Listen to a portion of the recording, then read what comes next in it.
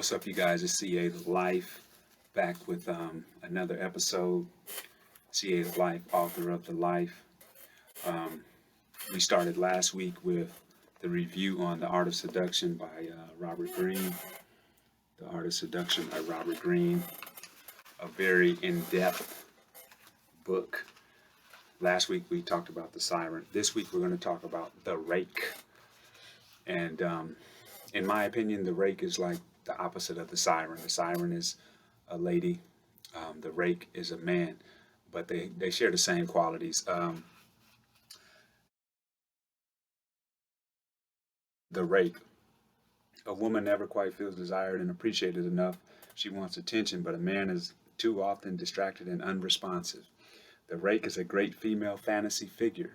When he desires a woman, brief though that moment may be, he will go to the ends of the earth for her. That's one of the things that attracts women to him. He may be disloyal, dishonest, and amoral, but that only adds to his appeal. So that bad side adds to his appeal. Unlike the normal cautious male, the rake is delightfully unrestrained, a slave to his love of women. There's the added lure of his reputation. So many women have succumbed to him, there has to be a reason. So that incites curiosity. Words are a woman's weakness, and the rake is a master of seductive language. Stir a woman's repressed belongings by adapting the rake's mix of danger and pleasure. All right, so similar to the siren, the rake uses danger and pleasure as his weapons. Okay, so let's get into it with some of the keys to being a rake. It says keys to character. At first, it may seem strange that a man who is clearly dishonest, disloyal, and has no interest in marriage would have any appeal to a woman, but throughout all of history and in all cultures, this type has had a fatal effect.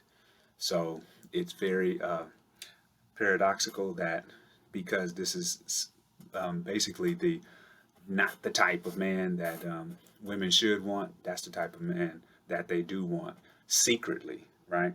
It says what the rake offers is what society normally does not allow women: an affair of pure pleasure, an exciting brush with danger. So this rake, this type of person, this type of man, he offers excitement and pure pleasure, you guys. That's his thing, and a brush with danger.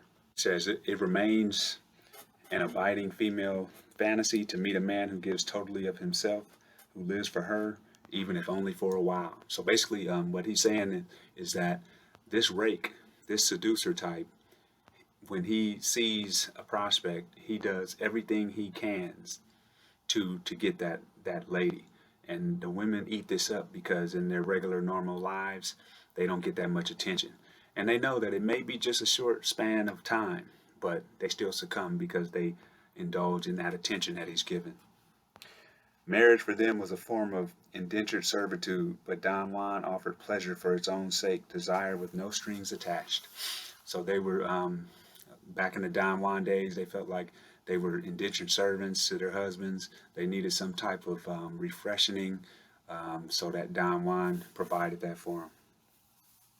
It says he might have conquered 1,000 women before you, but that only made him more interesting. Better to be abandoned than undesired. So they're saying it's better to be conquered and abandoned than just undesired forever. So that's what they're comparing that to.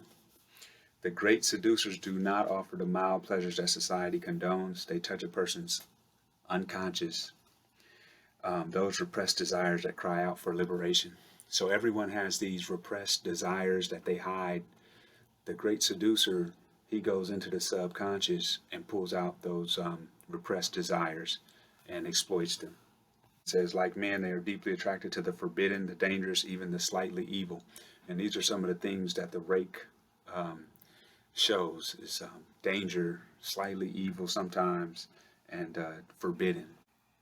It says, always remember, if you are to play the rake, you must convey a sense of risk and darkness. Risk and darkness, suggesting to your victim that she is participating in something rare and thrilling. So risk and darkness, rare and thrilling. Has to be exciting, has to be rare. A chance to play out her own rakish desires. So that rake is the person that's giving the ladies a chance to play out their own fantasies. To play the rake, the most obvious requirement is the ability to let yourself go, to draw a woman into the kind of purely sensual moment in which past and future lose meaning. You must be able to abandon yourself to the moment. So you have to be able to lose yourself to play out that seduction. By abandoning yourself to the seduced, you make them feel that you exist for them alone, a feeling reflecting a truth, though a temporary one. Okay, so abandoning yourself, you make your prospect feel like you are just living for them at that moment.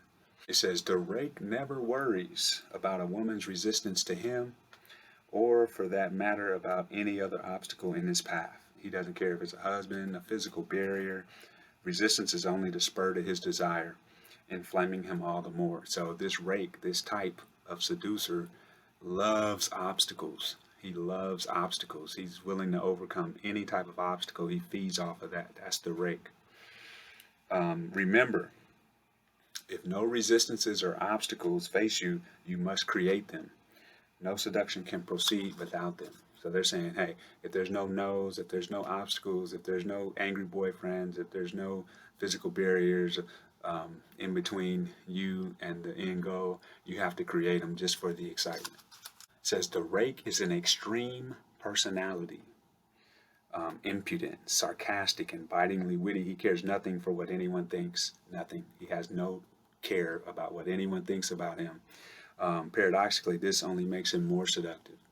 Okay, the rake needs a backdrop of convention, a stultified court, a humdrum marriage, a conservative culture, so that he can shine, to be appreciated for the breath of fresh air that he provides. So this rake, his main thing is that he has to become a breath of fresh air to his prospects.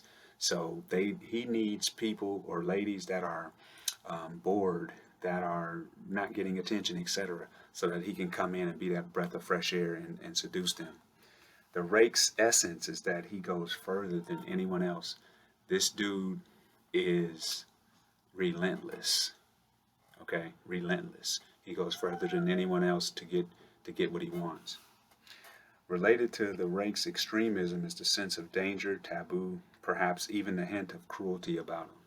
So danger and taboo are keys to the rake's personality type. It says, just as man may fall victim to the siren, we talked about the siren last week, through his desire to be free of his sense of masculine responsibility, a woman may succumb to the rake through her yearning to be free of the constraints of virtue and decency. So, society holds women to these certain standards where they have to be virtuous and decent, but the rake allows the women to not have to live by those those virtues and that decency. They can have no virtue and be undecent, and that's okay, and that's why the rake is appealing. It says, indeed, it is often the most virtuous woman who falls most deeply in love with the rake. Among the rake's most seductive qualities is his ability to make women want to reform him. So this is the bad boy that the women want to change.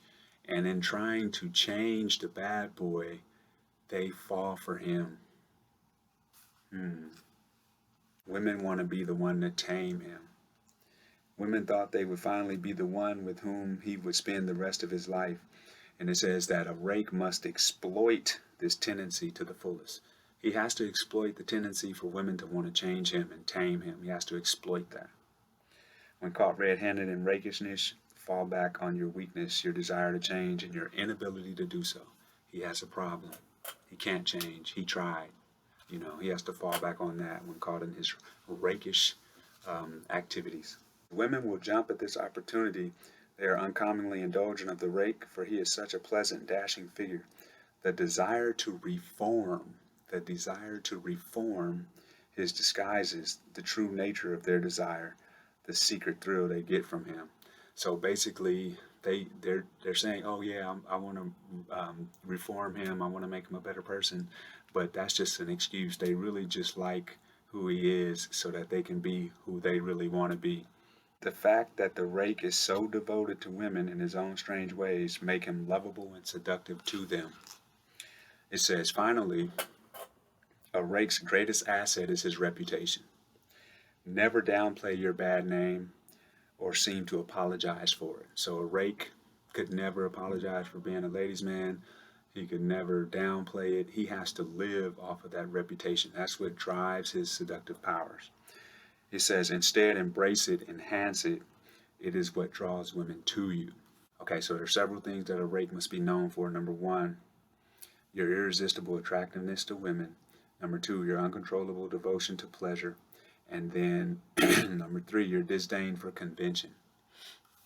And every so often, a rebellious streak that makes you seem dangerous. Now, it says in the book that the rebellious streak has to be slightly hidden. It can't be on the surface. On the surface, you have to seem polite and civil. But there has to be a rebellious streak below the surface, and that'll really kick off what you're trying to do. Not leave your reputation to chance or gossip. It is your life's artwork. So you have to create this reputation. You can't leave it to chance. You have to create this reputation of the rake. And you must craft it, hone it, and display it with the care of an artiste. That's what Robert Greene says in the book. And the symbol for the rake is fire. It says the rake burns with the desire that inflames the woman he is seducing.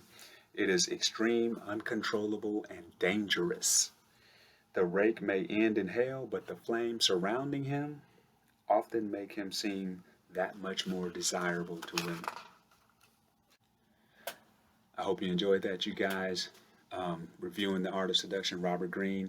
We just finished the chapter, The Rake. And if you have any questions, shoot them in the comments below. I am CA to Life. Out. Peace.